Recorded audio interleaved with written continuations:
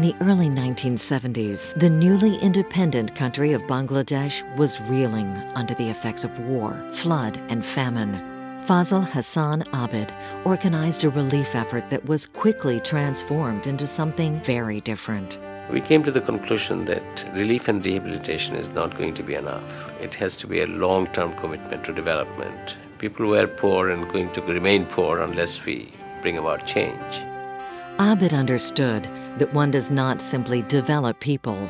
People must develop themselves. Through the Bangladesh Rural Advancement Committee, now simply known as BRAC, he has enabled millions of people to break away from poverty. Poor people are poor because they are powerless. You must organize people for power. They must organize themselves in such a way that they can change their lives.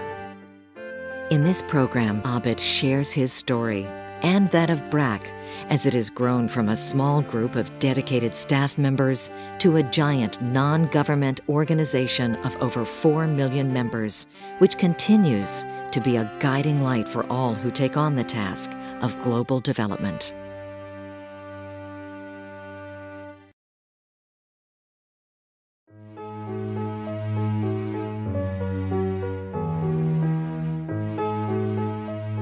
At that time, there was a Brazilian educator named Paulo Freire, whose book, The Pedagogy of the Oppressed, was published in 1973. And I think early in 73, I read that book. His thesis was that the poor people are poor because they are powerless. You must organize people for power. They must organize themselves in such a way. They must understand the dynamics of their communities in such a way that they can change their lives. So that book sort of provided a theoretical framework for us to try and develop people for power. So we set up a whole 100 lessons in which we sort of started building self-worth in people. And through that process, you build self-confidence that they can change their condition and they don't have to live in poverty and degradation forever.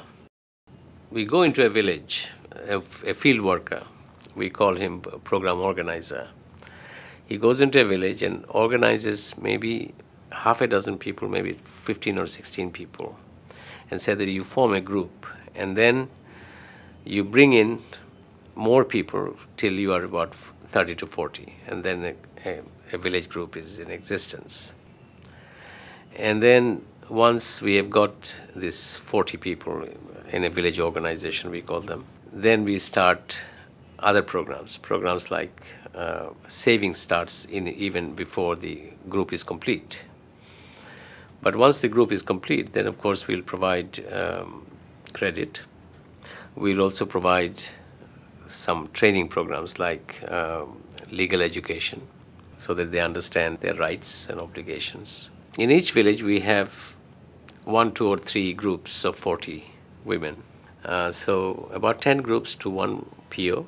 In an average area office, I think we have got about 20 POs. The 20 POs will look after about 200 groups. 200 multiplied by 40. It could be as many as about 8,000. So area office will cover about 7,000 to 8,000 group members. So you replicate throughout the country and you have 4.5 million group members.